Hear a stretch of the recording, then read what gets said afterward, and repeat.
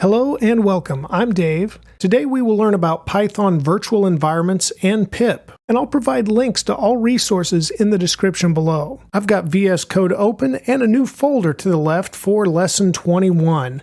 We're learning about two related things today, Python virtual environments and also pip.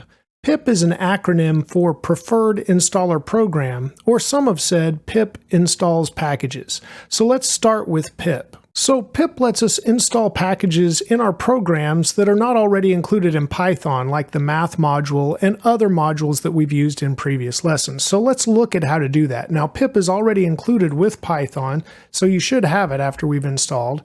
Now I have a terminal window open. I pressed Control and the back tick to open that up. And from here, we could type, normally I guess you would type pip install and then the package name. One package that's popular that we can work with today is called requests. So you could do that, but if you get an error, and I would get an error if I entered this right now, or at least my antivirus doesn't like it, I need to go ahead and type my Python command, which for me on Windows is Py. It might be Python 3 for you on Mac or Linux, for example, and then -m, which just means module, and I'm launching the module pip to install requests. Now I've already got this installed, so you may see a different message than I do when I press enter, but let's go ahead and press enter. This should install this onto our computer. Now you might get a longer message if you didn't have that installed, because mine says requirement already satisfied. So just remember, if the pip, let me find it here again, pip install request, I'll just type it out. If that doesn't work for you, remember to just go ahead and use the Python command first with the -m flag for module like I did there. So you've got py-m pip install requests. Okay, now that we have that installed, where did it install? Well, it's a global install, so it's available to all of our Python projects, and you'll want to remember that for the future because we're going to come back to it when we discuss virtual environments. Now you can list all of the packages you've installed with pip list. So once again, I need to start with py-m, and then I'll say pip list. And this will list everything that I've got installed here, which is quite a few on my computer that are installed globally. But we'll once again come back to that with a virtual environment. But remember the command pip list when you want to see everything that you've installed with pip. Now you can also install a specific version. Notice all of the different packages have versions over here. So if I scroll up and find requests, here it is. Let's see, requests. It's at version 2.31.0. Well, maybe I want 2.30. I could go ahead and install that with pip install requests, and then I'll set that equal to 2.30.0. Press enter, and yep, my computer doesn't like it without the py-m. Let me go ahead and try that again, and I'll press the arrow up to just bring that back up, and at the beginning I'm going to add py-m and then pip install requests 2.30.0. I'll go ahead and do this, and it says the requirement is already filled for most of it, but then here at the end it went ahead and uninstalled 2.31, and now it says it successfully installed 2.30. So let's once again look at pip list, and we'll see what version we have now listed here in our list of all of our packages, and you can see requests is now at 2.30. So now I have an old version of the package, and maybe I need to update it, or I decide I want to update it. So I'm going to once again say pip install, and then I'm going to use the -U flag, put request back, and it's going to update my request package to whatever the current release is. So when I enter this, it should now go back to 2.31. And now, as you might expect, you can also uninstall. So let me go ahead and issue an uninstall command here with pip uninstall, and I'll say request. Now I don't really want to uninstall this, but I'm just going to show you how it works. So I'll press enter, and it says, do I want to proceed, yes or no? So at least it gives you a confirmation before it goes ahead and uninstalls. I'm just going to press N for no and press enter. Now you could do the Y to see what it's like and then reinstall if you want to as well. Okay, now you've got a good idea of what pip is all about. It helps us install packages that are not already installed by default with Python. And now that you know this, let's talk about why virtual environments exist. So it's not unusual to have more than one Python application already running on your computer. And it's also not unusual to have a situation where one Python app needs a specific version of a module, and then another Python app needs a different version of that same module. So how can you provide two versions of the same module? Well, remember we said pip installs updates globally, so that can impact every Python program. So how do we get around that? Well, we do with virtual environments. They're a solution to this issue. And you use them in development, but you don't include them in your Git repositories or send them to GitHub. So just note that you won't see any virtual environment files from this tutorial in the code repository for this lesson because I'm not going to send those to GitHub. So we use virtual environments with a project. Let's go ahead and create a small project that will allow us to demonstrate everything we're learning today. I've already got the lesson 21 folder, so now let's bring the terminal back up with Control and backtick. And we can go ahead and create a virtual environment. And I'll start with my Python command, then -m, and then venv, which is the virtual environment program that's going to help us create our virtual environment. We're going to name it .venv. Now you'll see this will create a folder inside of our project. I'll just go ahead and press enter. And notice we now have a folder over here on the left that's .venv. That's our virtual environment. But we still need to activate our virtual environment. So to do that, we'll type source, and then I need to type .venv for the folder. And then inside of this folder, let me go ahead and expand. It's got a scripts folder, and inside of there, it's got activate.bat and another activate file and so on. But we're just going to call activate.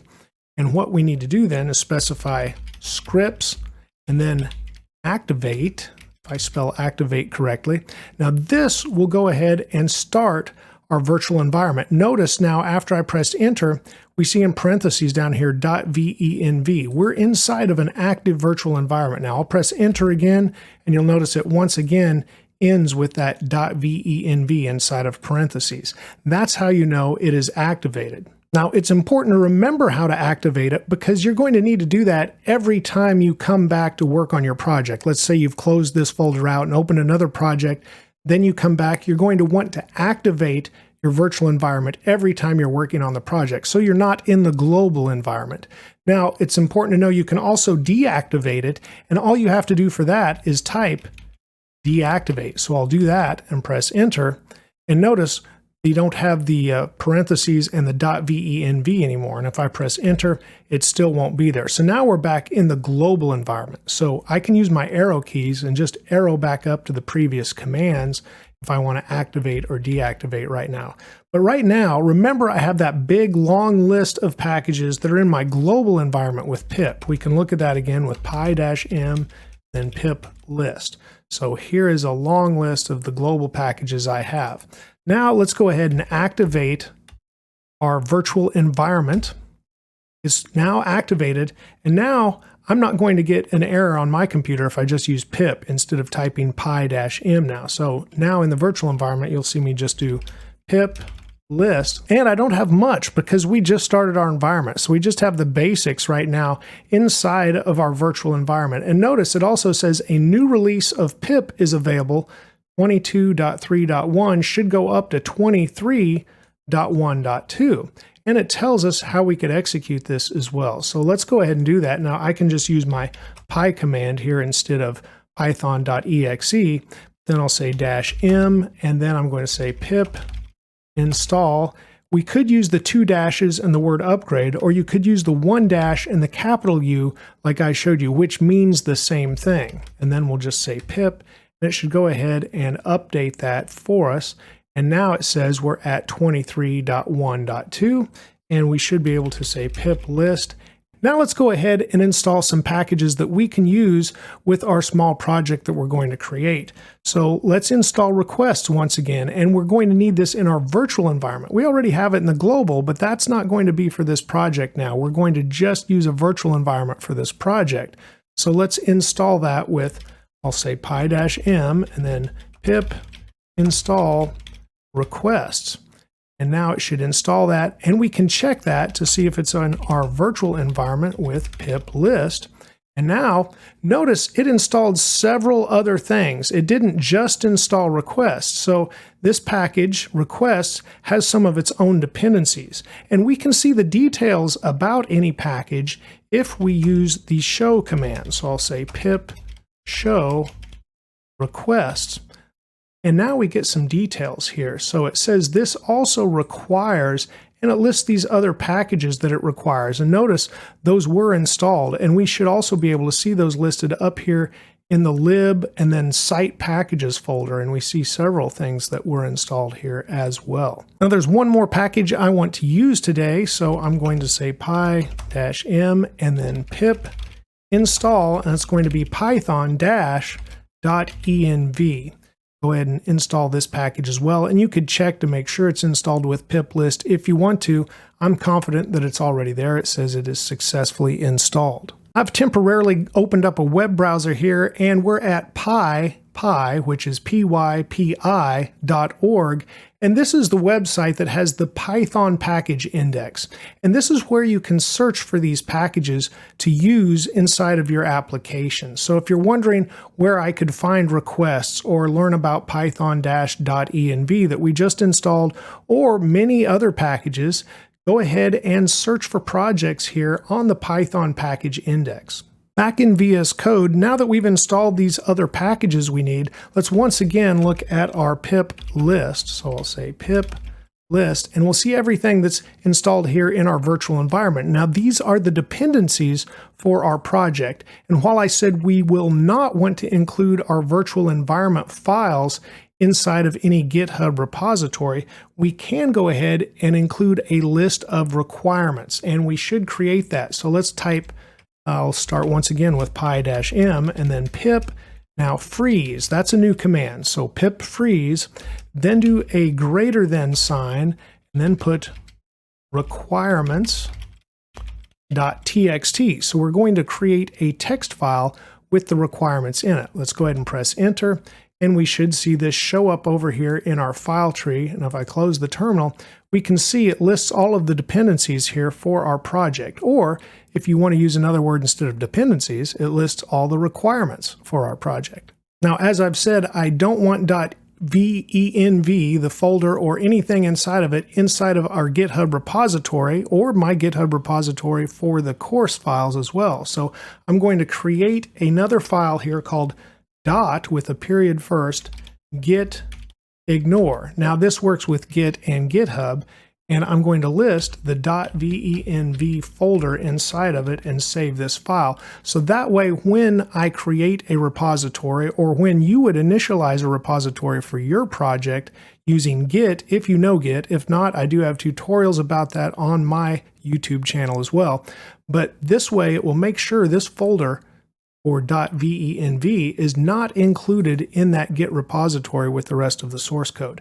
But we've left a requirements.txt that will tell everybody what should be installed to run the project. And speaking of our project, we haven't even created a Python file yet. So let's go ahead and do that, and we'll name it weather.py. Now we're going to create a simple program that goes on the internet and requests the weather from a service, and of course returns the current weather to us. And we're going to be able to request the weather from any city that we want to. So let's learn how to do that. In the browser, I'm at openweathermap.org.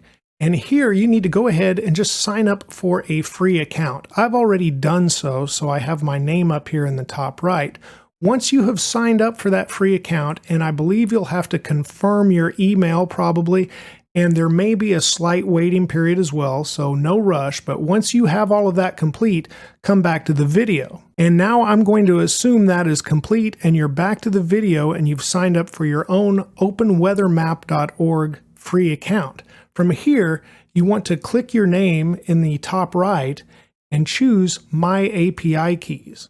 Now don't worry about seeing my API keys because I'm going to delete them after this tutorial and I can create new ones. Notice the generate button over here. So I'm just going to use one that I have. You're going to probably want to generate one, or if you have a default one you can copy. Either way, just double click one of the API keys that you either generate or that you already have, and Control C to copy that. Now back in VS Code, let's create one more new file, and it's going to be named .env, which dot means once again that it starts with a period. Now inside of this file, I'm going to use all caps and say API_key equals. I'm going to say Control V or use Control V to paste in that API key. Notice there's no quotes and they're not needed inside of this file.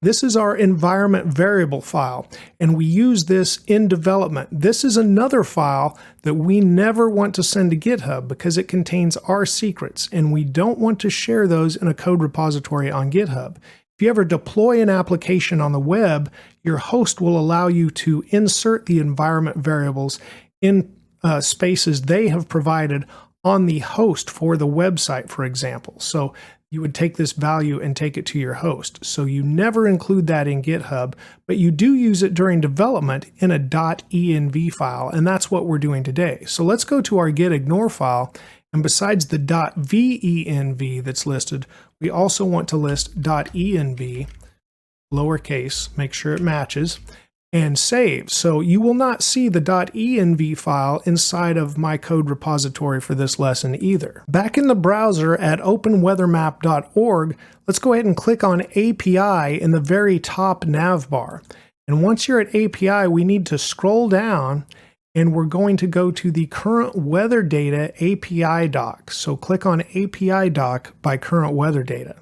Now that we're here, we see a URL that they're providing us where we can request weather data from. And we're going to modify this just a little because we can provide a city name instead of the latitude and longitude. One other thing we're going to do is use a unit of measure. So let's go ahead and highlight this much and we'll just modify it. So Control C to copy this specific URL. Now I said we're going to use a unit of measure. So over on the right hand side, click units of measure. Now you'll probably want to apply whatever unit of measure you're used to for the weather. I'm used to the imperial because I'm used to seeing my temperature in Fahrenheit. For temperature in Celsius, it says use metric, and they use Kelvin by default. So I'm going to set the units equal to imperial. You possibly want units equal to metric depending on where you live. And now we're back in VS Code. I'm going to type a variable quickly named request_URL, set this equal to a simple string right now, and paste in that URL that we got from the openweathermap.org website. I'm also going to press Alt-Z so it wraps down and we can see everything. And now, of course, we're going to modify this. But I'm just going to start from the top. I just wanted to get that pasted in first. Oh, and let's go ahead and add that last thing, the unit as well. So we'll say and, which is an ampersand symbol there, and now we'll say units, and then we'll put it equal to imperial. And of course, I'm having some trouble typing. Make sure you do not have a typo or it may not work. So I added this final parameter on the URL, and mine is going to be units equals imperial. We will come back and fix the rest of the URL, but let's start at the top with our imports. So we're going to import requests, and after requests, let's say from .env import load_.env.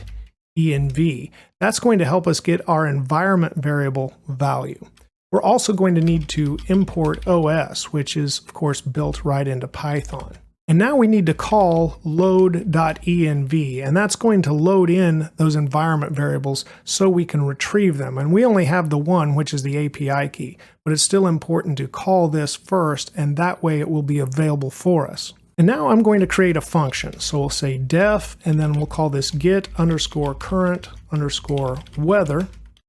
And then inside the function, we'll go ahead and start with a line that is just a print, and we'll do a new line.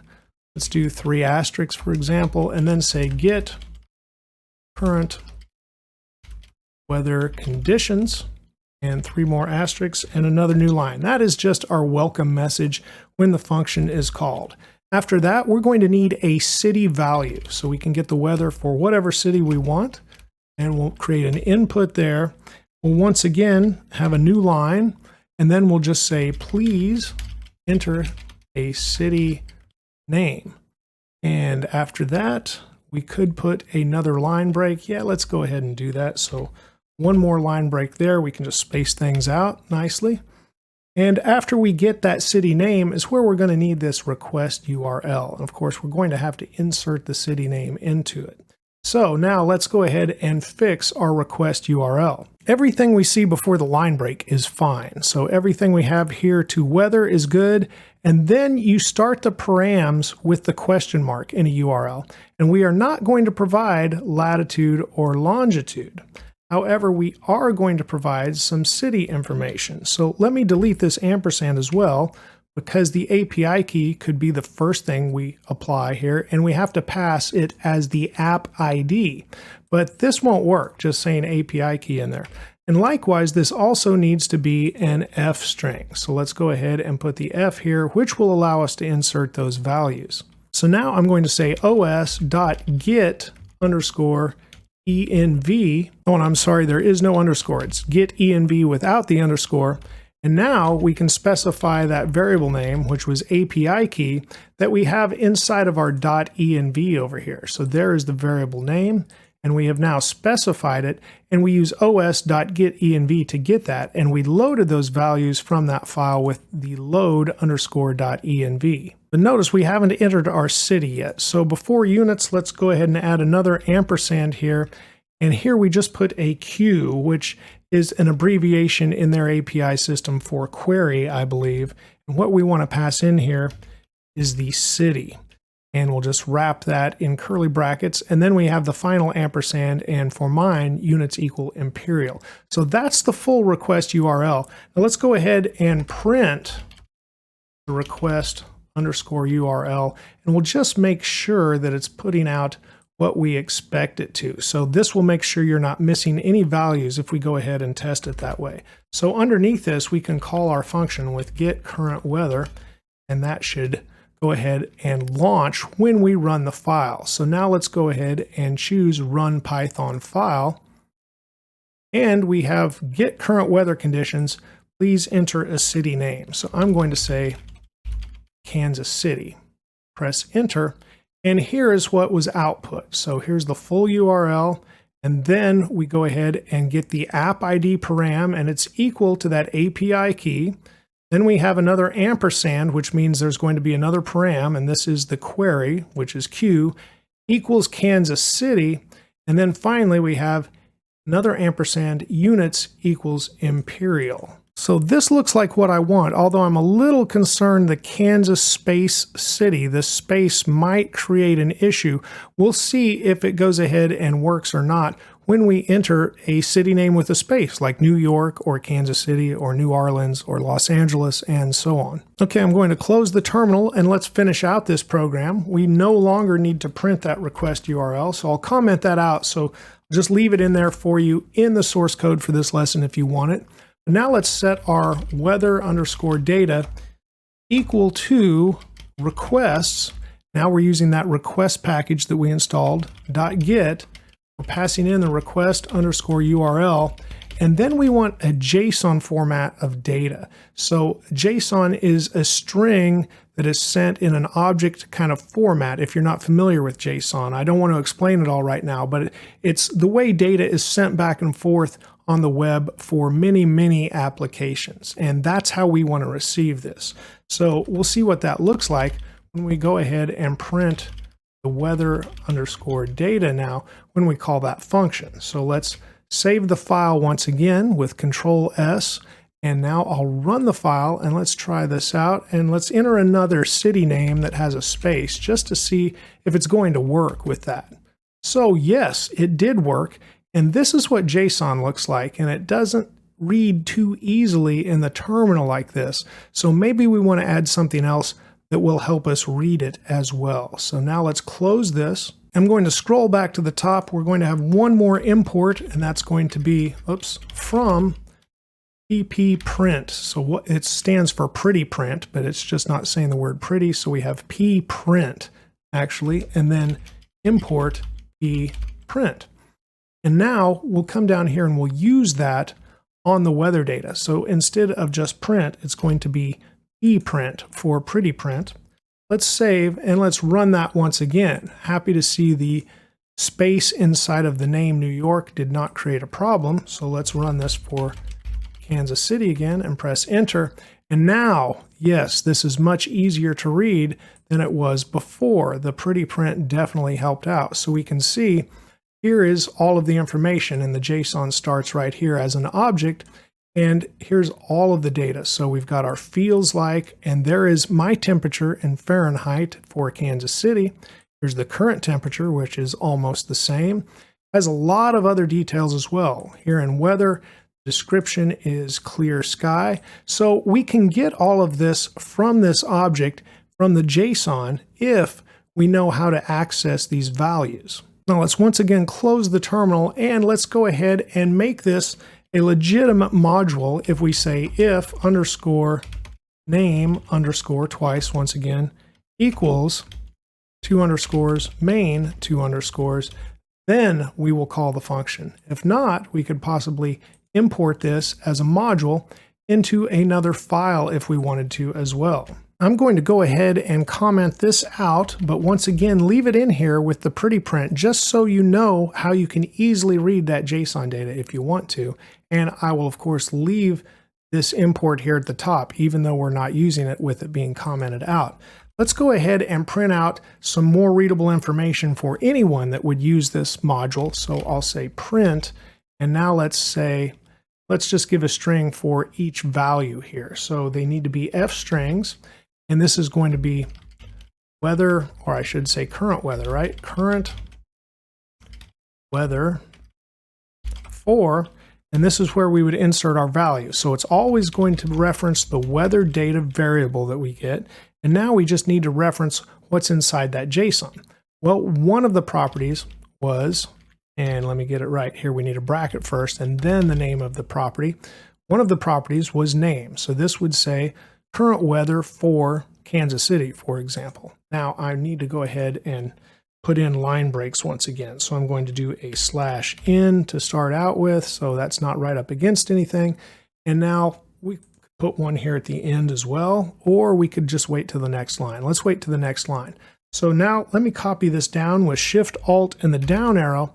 And instead of current weather, we'll just say the temp is, and temp stands for temperature. Now we need to reference the main object that was in there. And if you go back and look, and you can do that if you open the terminal back up, we're going to reference main and then the temp right here inside of main. So main has its own object that, of course, main is a property in the larger object. And then we're referencing temp inside of the next object. So after we say main here, we need another bracket, quotes, and list our temp. Now I'll copy this down, and now we want the feels like. So the temp is, and we'll say what the temp is, but then we'll say feels like, and now we're going to list feels underscore like value. And let's go ahead and extend this sentence right here. So I'll say and now let's enter in another value. So it's once again going to be weather data, and now we'll have brackets. And this is inside of an array, so we can look back at this. Well, first, it's actually weather, and then weather is an array, so we'll look back and determine this value. So I want the very first element in the array. So I'll save that much. Let's open the terminal once again and look back. So it's weather. Now this isn't an object like main was. This is an array, and we want the first and only element in this array, and it is an object, and then we're going to reference the description here. So we're saying weather, first element in the weather array, then we want to reference the description property of the object, and finally we want to capitalize that string. So I'm going to call capitalize on that at the very end. But you know, maybe I don't need capitalize because it's not starting the sentence, it's at the end. Originally, I'd thought about putting that at the beginning of the sentence. So this is just our statement. Let's put a period at the end to make it a sentence. Let's go ahead and run this and see if we get some output that is more readable for most humans. Now we'll go ahead and run this, and we've got get current weather conditions. I'm going to enter in San Diego. Press enter. And yes, current weather for San Diego. The temp is 76.32, feels like 76.98, and few clouds. And maybe I should capitalize that and put the few clouds at the beginning because it doesn't feel like it reads quite right, but it's close. It's not too bad, and maybe we want a line break at the end. So just a couple of tweaks, but overall, this is our program. I'll add those changes, and it will be in the code repository. You can add those as well. And I hope you know much more about virtual environments and pip for Python. Remember to keep striving for progress over perfection, and a little progress every day will go a very long way. Please give this video a like if it's helped you, and thank you for watching and subscribing. You're helping my channel grow. Have a great day, and let's write more code together very soon.